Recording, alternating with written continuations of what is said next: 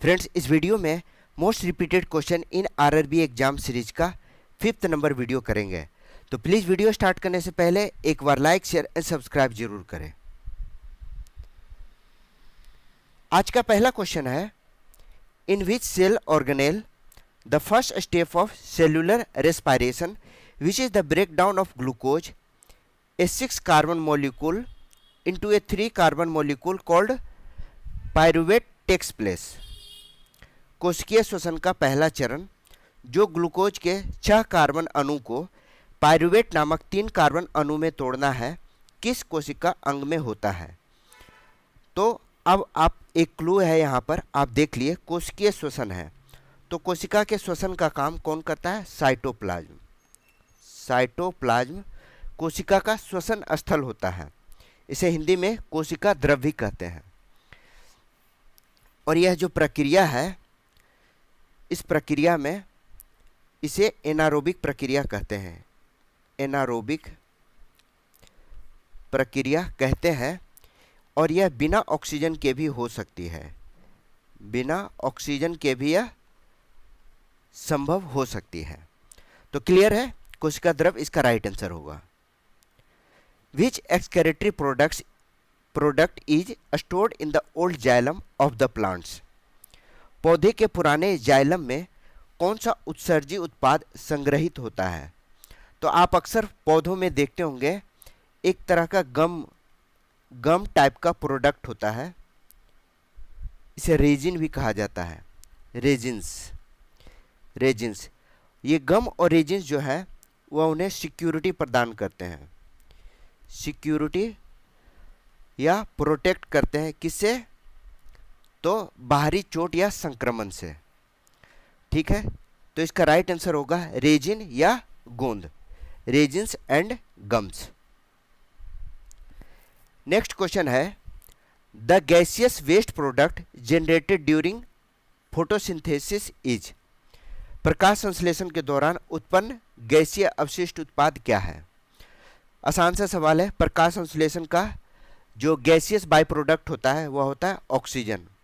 जो ऑक्सीजन हम लोग सांस के रूप में लेते हैं वह कार्बन डाइऑक्साइड प्रक्रिया का बाई प्रोडक्ट होता है। इसका बाई प्रोडक्ट ग्लूकोज भी होता है। ग्लूकोज भी बाई प्रोडक्ट है, लेकिन गैसियस प्रोडक्ट O2 है जो कि वायुमंडल में पाया जाता है और हम जीवों के लिए यह आवश्यक है। तो इसका राइट आंसर है oxygen. Who discovered penicillin? Penicillin की खोज किसने की थी? तो पेंसिलिन की खोज 1928 में अलेक्जेंडर फ्लेमिंग ने की थी। अलेक्जेंडर फ्लेमिंग ने की थी। इसे दुनिया की पहली एंटीबायोटिक मानी जाती है।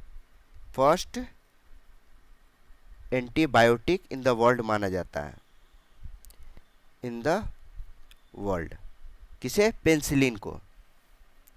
और इसके खोज के बाद से ही जानलेवा जो बैक्टीरियल संक्रमण है उससे इलाज संभव हो सका। तो चलिए नेक्स्ट में देखते हैं, 1 kilobyte is equal to. 1 kilobyte कितने बाइट के बराबर होता है? तो इसका राइट आंसर है 1024। 1 KB बराबर 1024 बाइट्स। इसका प्रयोग क्या होता है? इसका प्रयोग डिजिटल डेटा यूनिट है ये, यानी डिजिटल डेटा को नापने में इसका प्रयोग करते हैं। ठीक है। According to the 2011 census, which state has the highest population density? 2011 की जनगणना के अनुसार किस राज्य में जनसंख्या घनत्व सबसे अधिक है? तो बिहार का जो जनसंख्या घनत्व है, बिहार सर्वाधिक जनसंख्या घनत्व वाला राज्य है। इसका जनसंख्या घनत्व 1100 प्लस व्यक्ति प्रति वर्ग किलोमीटर है। प्रति वर्ग किलोमीटर है। और अगर पूरे इंडिया में बताया जाए केंद्र शासित प्रदेश मिलाकर, तो दिल्ली का जो डेंसिटी है 11,052 व्यक्ति प्रति वर्ग किलोमीटर है। ठीक है, किलोमीटर स्क्वायर है। तो बिहार इसका राइट आंसर है। Next, where is the headquarter of UNESCO? UNESCO का मुख्यालय कहाँ है? यूनेस्को का फुल फॉर्म क्या होता है? यूनाइटेड नेशन, इसको नोट कर लीजिएगा, United Nations Educational Scientific and Cultural Organization, SCIENTI, Scientific and Cultural Organization, यह है यूनेस्को का फुल फॉर्म। इसका जो हेडक्वार्टर है वह पेरिस में है। पेरिस कहाँ है? फ्रांस में। ठीक है, तो इसका मुख्यालय पेरिस में है, जो कि हम लोगों के शिक्षा, विज्ञान, संस्कृति और विरासत के संरक्षण के लिए कार्य करता है। Next, when was the World trade Organization established? बहुत सही सवाल है। विश्व व्यापार संगठन, अभी यूएस टैरिफ का टाइम है, तो WTO की काफ़ी प्रासंगिकता है कि वह कैसे व्यापार मुद्दे को संतुलित करे। इसी के लिए विश्व व्यापार संगठन की स्थापना की गई थी 1 जनवरी 1995 को। अंतर्राष्ट्रीय व्यापार को सुचारू रूप से संचालित करने के लिए इसका हेडक्वार्टर कहाँ है? Geneva, Switzerland. जिनेवा, स्विट्जरलैंड इसका हेडक्वार्टर है WTO का, world trade organization. Next question है, when was India first satellite the Aryabhata spacecraft launched? Bharat का पहला उपग्रह आर्यभट्ट अंतरिक्ष यान कब प्रक्षेपित किया गया? तो यह 19 अप्रैल 1975 को आर्यभट्ट, जो कि प्राचीन गणितज्ञ थे, प्राचीन गणितज्ञ के नाम पर यह लॉन्च किया गया। यह सोवियत संघ की सहायता से लॉन्च किया गया था। सोवियत संघ की सहायता से इसे लॉन्च किया गया था और इसी से भारत की अंतरिक्ष यात्रा की शुरुआत हुई थी। तो इसका राइट आंसर है 19 अप्रैल 1975। Which is India first indigenous nuclear ballistic missile submarine? Bharat की पहली स्वदेशी परमाणु बैलिस्टिक मिसाइल पनडुब्बी कौन सी है? तो पहली स्वदेशी परमाणु मिसाइल जो है वह है INS अरिहंत, जो कि पूरी तरह से स्वदेश तकनीक से विकसित की गई थी। यह जो INS अरिहंत है, यह हमें जल, थल और वायु, यह तीनों से परमाणु हमले कर सकता है। परमाणु हमले की क्षमता है इसमें। इसे भारत का परमाणु त्रिक कहा जाता है। यह भारत को परमाणु त्रिक प्रदान करता है, यानी यह तीनों स्थलों से यह प्रक्षेपित किया जा सकता है। क्लियर है? Next, when did India carry out the first nuclear test at Pokhran? Bharat ने पहला परमाणु परीक्षण कब किया था? तो यह हुआ था 18 मई 1974 को। भारत ने पहला परमाणु परीक्षण 18 मई 1974 को कहाँ से? पोखरण से किया था और यह पोखरण राजस्थान में है। ठीक है, इस परीक्षण का नाम रखा गया था, इसका कोड नेम दिया गया था क्या? स्माइलिंग बुद्धा। स्माइलिंग बुद्धा इसका कोड नेम था और साथ ही इसे पीसफुल लॉन्चिंग कहा गया था, शांतिपूर्ण विस्फोट के रूप में इसे कहा गया था। इस विस्फोट के साथ ही भारत परमाणु शक्ति संपन्न राष्ट्र की सूची में शामिल हो गया। परमाणु शक्ति संपन्न राष्ट्र की सूची में शामिल हो गया 18 मई 1974 को। The term leg before wicket LBW is related to which sport? यह क्रिकेट से संबंधित है। Leg before wicket LBW। In which country was the 21st FIFA world cup 2018 held? तो 2018 में 21वां फीफा वर्ल्ड कप हुआ था। कहाँ? रसिया में।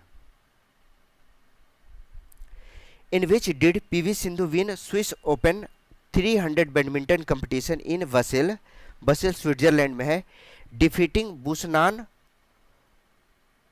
ओंग मरुंगफान of Thailand in the finals. 27 March 2022 को। करंट अफेयर्स का सवाल है, यह इतना इंपॉर्टेंट नहीं है। पीवी सिंधु ने स्विट्जरलैंड के बसेल में स्विस ओपन 300 बैडमिंटन प्रतियोगिता में थाईलैंड की बुसानन ओंग बासुंग फरान को फाइनल में हराकर जीत हासिल की। कब? 27 मार्च 2022 को। नेक्स्ट है जेवलिन थ्रोवर, यह इंपॉर्टेंट है। Neeraj Chopra, javelin thrower Neeraj Chopra become the dash India to win a medal at world athlete championship in July 2022।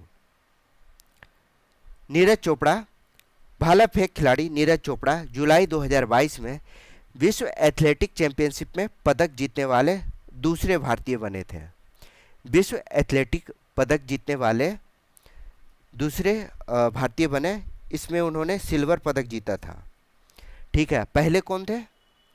तो पहले खिलाड़ी थे अंजू बॉबी जॉर्ज, अंजू बॉबी जॉर्ज, जो कि 2003 में यह पदक जीती थी, 2003 में।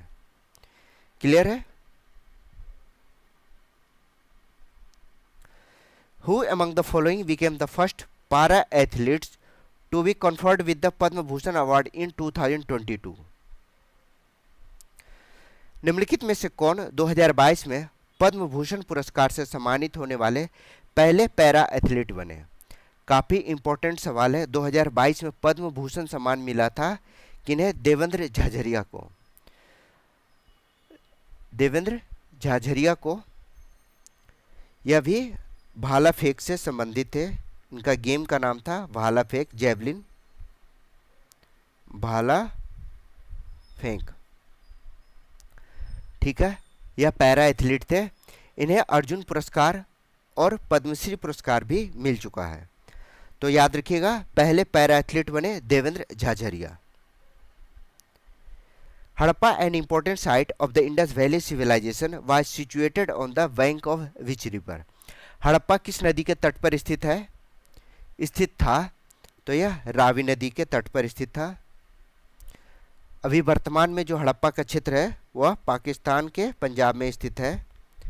पाकिस्तान के पंजाब में स्थित है और रावी नदी के किनारे होने के कारण यह कृषि और व्यापार के लिए उपयुक्त था।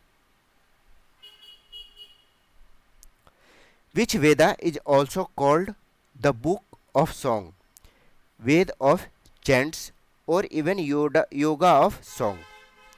किस वेद को गीतों का पुस्तक, मंत्रों का वेद या गीतों का योग भी कहा जाता है? स्पष्ट है, सामवेद। सामवेद यह एक संगीतमय मंत्र के रूप में संग्रहित पुस्तक है। यह गीतों का योग इसे कहा जाता है। इसमें ऋग्वेद के लिए गए मंत्रों का संगीतात्मक रूप इसमें समाहित किया गया है। ठीक है, तो इसका राइट आंसर है Samaveda. Who is considered to be the last of the 24 Jain tirthankara? 24वें जैन तीर्थंकर में से अंतिम तीर्थंकर कौन माने जाते हैं? 24 जैन तीर्थंकर में से अंतिम तीर्थंकर किसे माना जाता है? तो 24वें और अंतिम 24th या लास्ट जो तीर्थंकर हुए वह हुए महावीर। महावीर को अंतिम तीर्थंकर माना जाता है। इनका जन्म 599 ईसा पूर्व में हुआ था।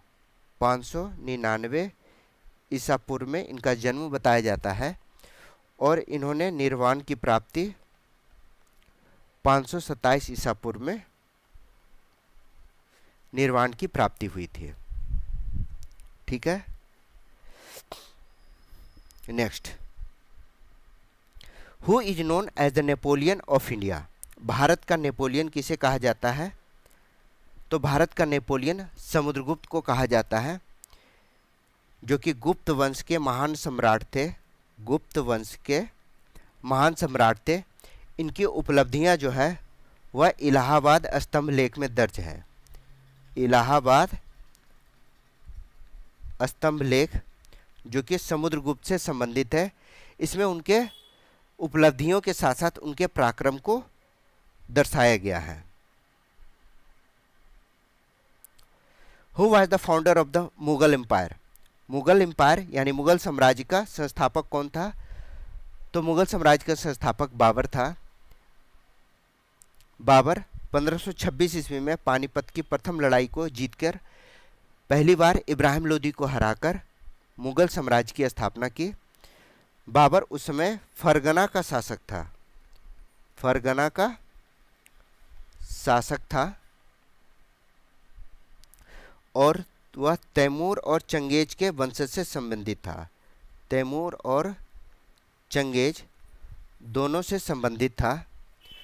जो बाबर की आत्मकथा है, आत्मकथा, उसका नाम क्या है? तुजुके बाबरी। तुजुके बाबरी है, ठीक है।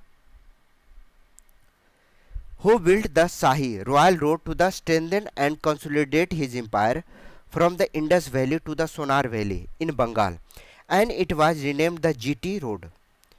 GT Road during the British period. Sindhu घाटी से बंगाल में सोनार घाटी तक अपने साम्राज्य को मजबूत और सुदृढ़ करने के लिए शाही यानी रॉयल सड़क का निर्माण किसने करवाया था? जो कि ब्रिटिश काल में जिसका नाम बदलकर जीटी रोड कर दिया गया था। तो यह प्रसिद्ध ग्रैंड ट्रंक रोड, जिसे शाही सड़क के रूप में, शाही सड़क के नाम से जाना जाता था, शेरशाह सूरी के द्वारा बनवाया गया था। तो राइट आंसर है शेरशाह सूरी।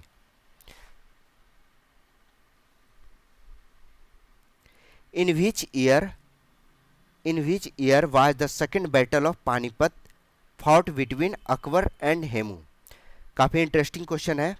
अकबर और हेमू के बीच पानीपत की दूसरी लड़ाई किस वर्ष लड़ी गई थी? तो पहली बात कि पानीपत की दूसरी लड़ाई किसके बीच हुई थी? तो यह अकबर और हेमू के बीच में हुई थी, जो कि प्रश्न में दिया हुआ है। हेमू एक तरफ से हेमू थे और एक तरफ से अकबर की सेना का नेतृत्व कौन कर रहा था? बैरम खान। बैरम खां अकबर की सेना का नेतृत्व कर रहा था और दूसरी तरफ हेमू थे। इस जीत में अकबर ने दिल्ली और आगरा पर नियंत्रण स्थापित कर लिया।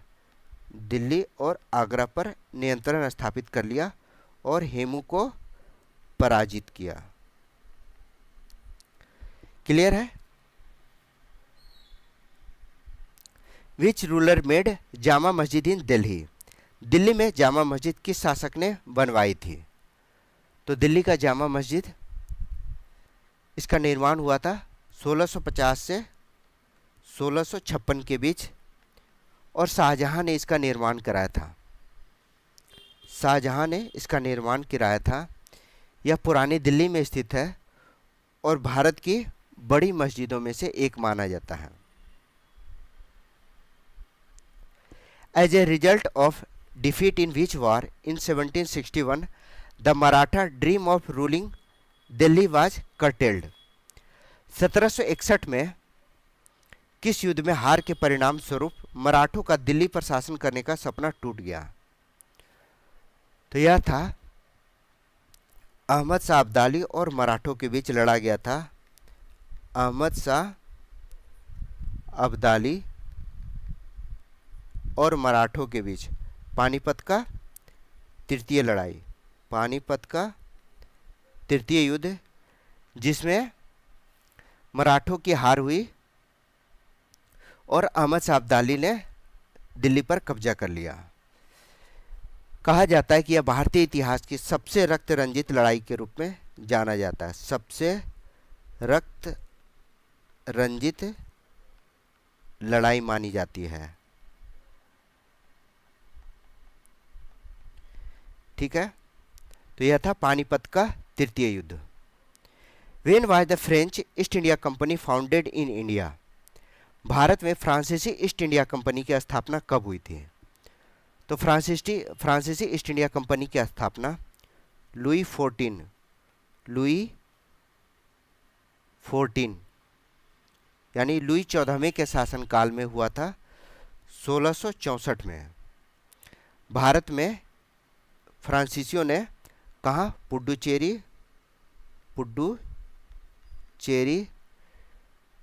चंद्रनगर और कराईकाल में अपना नियंत्रण स्थापित किया। कराईकाल में नियंत्रण स्थापित किया।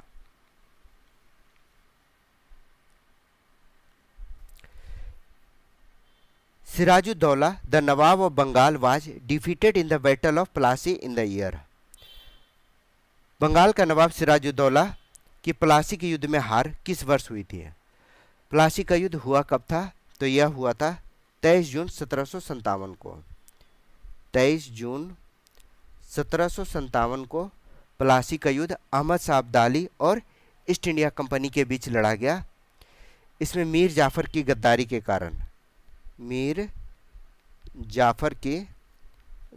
के कारण कौन? सिराजुद्दौला पराजित हुआ और कहा जाता है कि इसी युद्ध से भारत में ब्रिटिश शासन की नींव पड़ी। ब्रिटिश शासन की नींव पड़ी। तो इसका राइट आंसर है 1757। Who led the East India company army during the battle of Plassey in 1757? Plassey की लड़ाई जो कि 1757 में हुई थी, उसमें अंग्रेजी सेना का नेतृत्व कौन कर रहा था? तो अंग्रेजी सेना का नेतृत्व कर रहे थे रॉबर्ट क्लाइव और सिराजुद्दौला के बीच यह लड़ा गया था, जिसमें मीर जाफर की गद्दारी की वजह से सिराजुद्दौला हार गए थे, क्योंकि इसमें मीर जाफर को बंगाल का नवाब बनाने का वादा किया गया था। ठीक है। Who was the Governor General of Bengal when the permanent settlement was introduced there in 1793?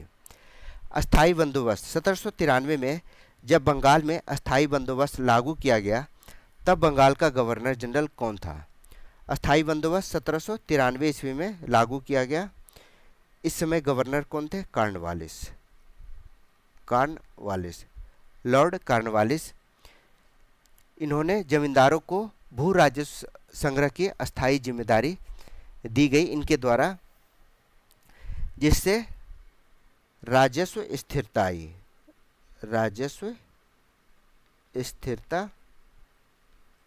आई। याद रखिएगा, अस्थायी बंदोबस्त के समय कॉर्नवालिस बंगाल के गवर्नर जनरल थे।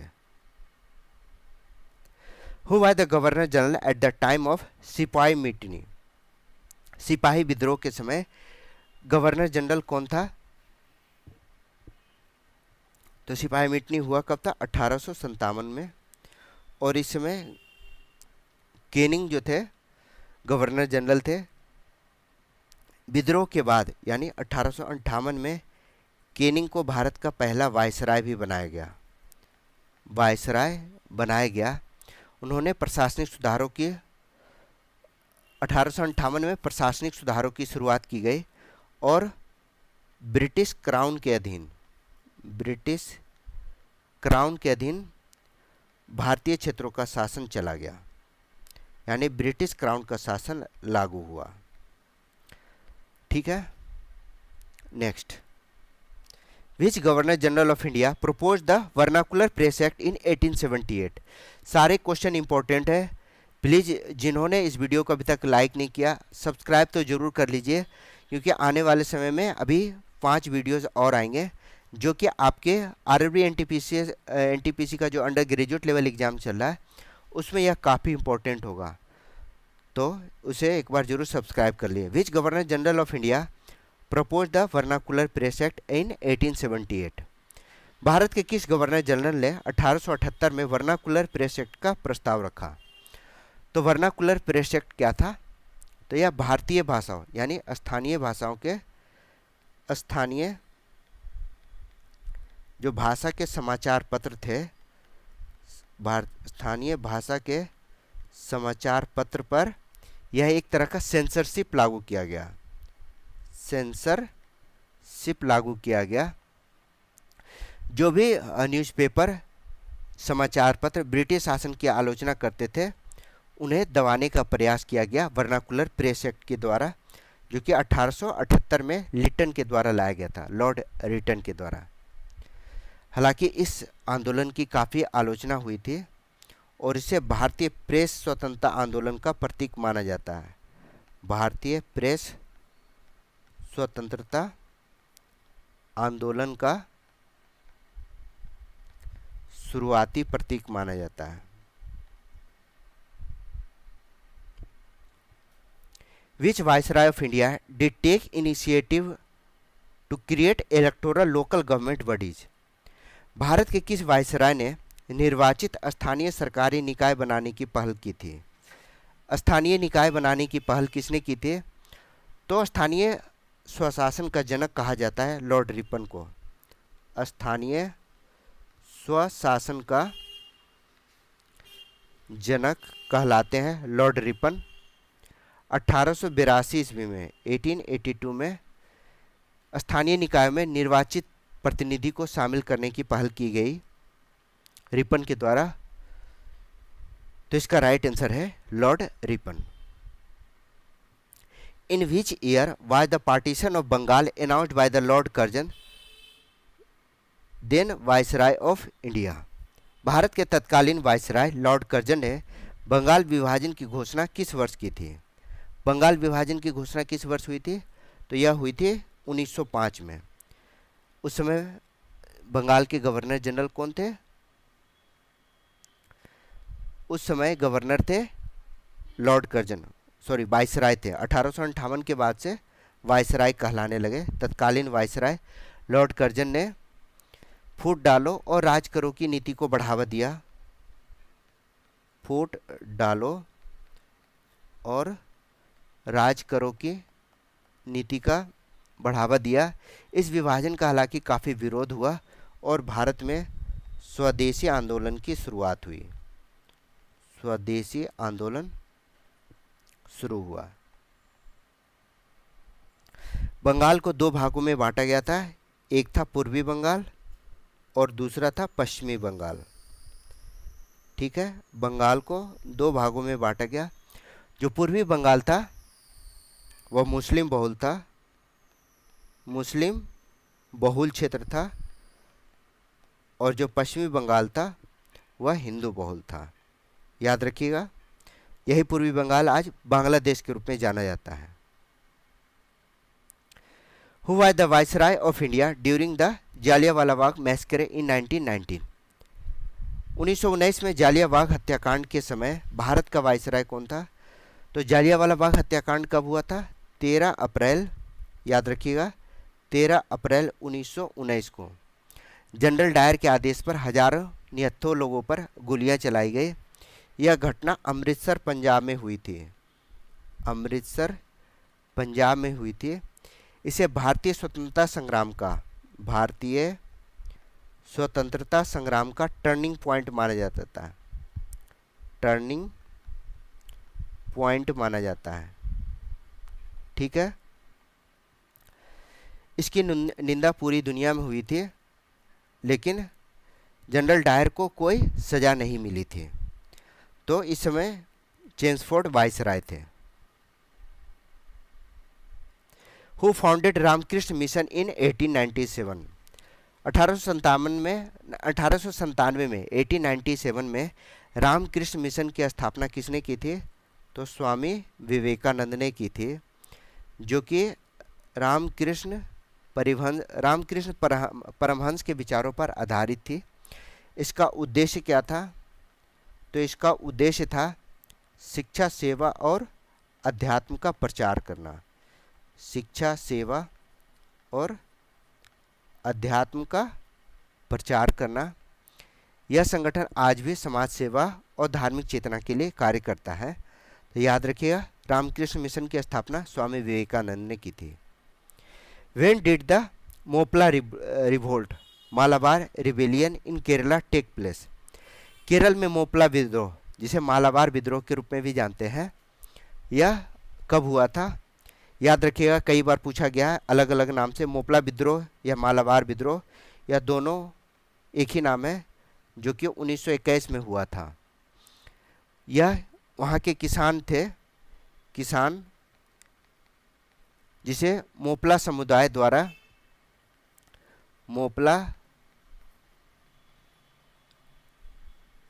समुदाय के द्वारा जमींदारों के खिलाफ किया गया आंदोलन था। किसान और मोपला समुदाय के द्वारा जमींदारों के विरोध में किया गया आंदोलन था।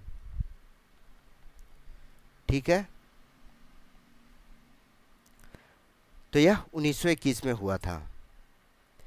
The 1857 revolt at Lucknow was led by, Lucknow में 1857 का विद्रोह का नेतृत्व किसने किया था? तो इस समय बेगम हजरत महल, बेगम हजरत महल ने विद्रोह का नेतृत्व किया था। ये अवध के नवाब वाजिद अली शाह की पत्नी थी। किसकी? वाजिद अली शाह की पत्नी थी। कहाँ के? अवध के नवाब थी।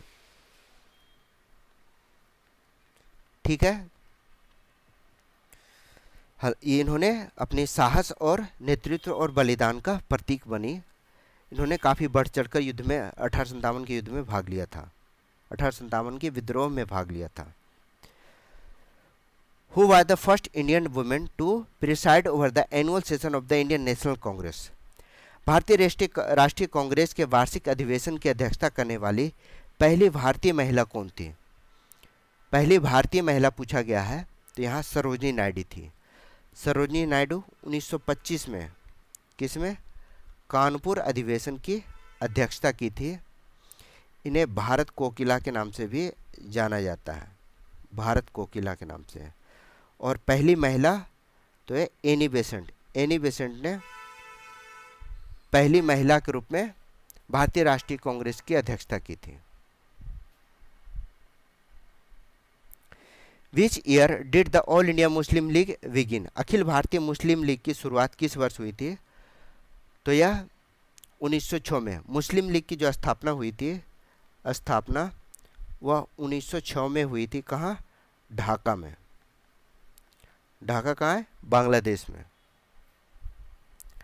ठीक है, जिसका उद्देश्य क्या था? मुस्लिम हितों की रक्षा, मुस्लिम हितों की रक्षा के लिए इसे गठित किया गया था। नेक्स्ट है, who is known as the grand old man of India? Bharat के ग्रैंड ओल्ड मैन के नाम से किसे जाना जाता है? स्पष्ट है, दादा भाई नेहरू।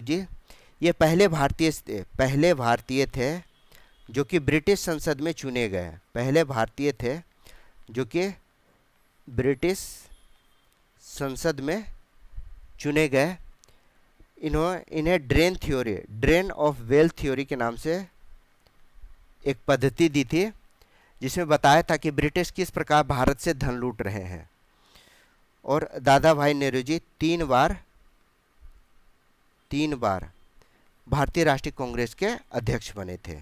3 बार अध्यक्ष बने। When did Mahatma Gandhi return to India from South Africa? Mahatma Gandhi दक्षिण अफ्रीका से भारत कब लौटे? यह काफ़ी महत्वपूर्ण घटना है। महात्मा गांधी जो कि 1915 में दक्षिण अफ्रीका से भारत लौटे और 1917 में चंपारण सत्याग्रह की शुरुआत की थी। चंपारण सत्याग्रह की शुरुआत की थी। ठीक है, नेक्स्ट क्वेश्चन है, who was popularly known as the frontier Gandhi? निम्नलिखित में से कौन सीमांत गांधी के नाम से लोकप्रिय हुए? तो सीमांत गांधी किसे कहा गया? खान अब्दुल गफ्फार खान को। इन्हें बाचा खान भी कहा जाता था। बाचा खान के नाम से भी यह लोकप्रिय थे। इन्होंने खुदाई खिदमतगार आंदोलन चलाया था। खुदाई खिदमतगार के नाम से आंदोलन चलाया था। ये गांधी जी के अहिंसा के समर्थक थे, इसलिए इन्हें सीमांत गांधी के रूप से भी जाना जाता है। Who founded the Mohammedan Anglo oriental college in 1875 which letter became Aligarh Muslim university. 1875 में मोहम्मदन एंग्लो ओरिएंटल कॉलेज की स्थापना किसने की, जो बाद में अलीगढ़ मुस्लिम विश्वविद्यालय बना? तो ये थे सर सैयद अहमद खान। 1875 में मोहम्मदन एंग्लो ओरिएंटल कॉलेज की स्थापना की गई। बाद में यही अलीगढ़ मुस्लिम यूनिवर्सिटी कहलाया, जो कि मुस्लिम समाज में आधुनिक शिक्षा प्रसार के मुस्लिम समाज के आधुनिक शिक्षा प्रसार के लिए जाना गया। हु गेव द स्लोगन जय जवान जय किसान? जय जवान जय किसान का नारा किसने दिया था? तो यह थे लाल बहादुर शास्त्री। यह नारा 1965 में दिया गया। कब? जब भारत पाक युद्ध चल रहा था और उस समय लाल बहादुर शास्त्री भारत के प्रधानमंत्री थे। इन्होंने सेना और किसान के महत्व को दर्शाते हुए यह नारा दिया था, जिससे एकता और उत्साह का संचार हुआ।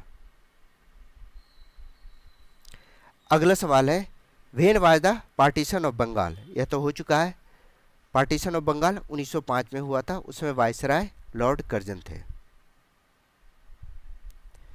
Champaran in Bihar was a witness to satyagraha by Mahatma Gandhi in the year. 1917 में बिहार का चंपारण सत्याग्रह, जिसकी शुरुआत महात्मा गांधी ने की थी।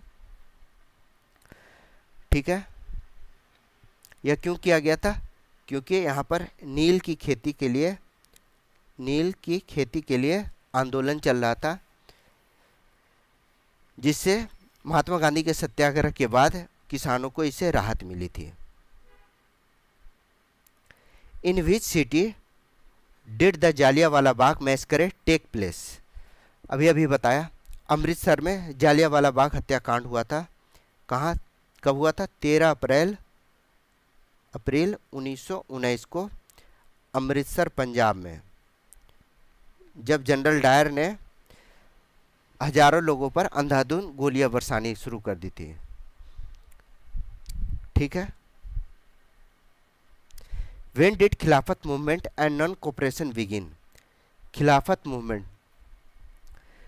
खिलाफत आंदोलन और असहयोग आंदोलन कब शुरू हुआ? खिलाफत आंदोलन हुआ 1919 में और असहयोग आंदोलन की शुरुआत हुई 1920 में। अली बंधु इसके प्रमुख नेता थे। खिलाफत आंदोलन के अली बंधु इसके प्रमुख नेता थे और असहयोग आंदोलन का नेतृत्व महात्मा गांधी ने किया था। महात्मा गांधी ने असहयोग आंदोलन का नेतृत्व किया था। ठीक है। द खिलाफत मूवमेंट वाज लेड बाय, अभी बताया, अली बंधु, शौकत अली और मोहम्मद अली ने। कब यह आंदोलन कब हुआ था? तो यह 1919 में हुआ था। याद रखिएगा, कई बार क्वेश्चन पूछा गया है खिलाफत आंदोलन के बारे में। अली बंधु अक्सर होता है, शौकत अली और मोहम्मद अली ने 1919 ईस्वी में किया था। What was the main reason for calling off the non-cooperation movement by Gandhi in 1922? 1922 में गांधी जी द्वारा असहयोग आंदोलन को वापस लेने का मुख्य कारण क्या था? तो असहयोग आंदोलन की शुरुआत कब हुई थी? इसकी शुरुआत हुई थी 1920 में और इसे वापस ले लिया गया 1922 में। क्यों वापस ले लिया? क्योंकि उत्तर प्रदेश में चौरी चौरा एक पुलिस स्टेशन है, जिसे असहयोग आंदोलनकारियों के भीड़ ने इस पुलिस स्टेशन को आग लगा दिया था, जिसमें कई पुलिसकर्मी मारे गए थे। चूँकि इस आंदोलन में हिंसा का प्रयोग किया गया, इसलिए गांधी जी ने इस आंदोलन को 1922 में वापस ले लिया। क्यों? क्योंकि उनका जो आंदोलन का जो मूल कारण था वह था अहिंसा। गांधी जी का पूरे आंदोलन का मेन जो थीम था वह था अहिंसा। अहिंसा के सिद्धांत के कारण इसे वापस ले लिया गया।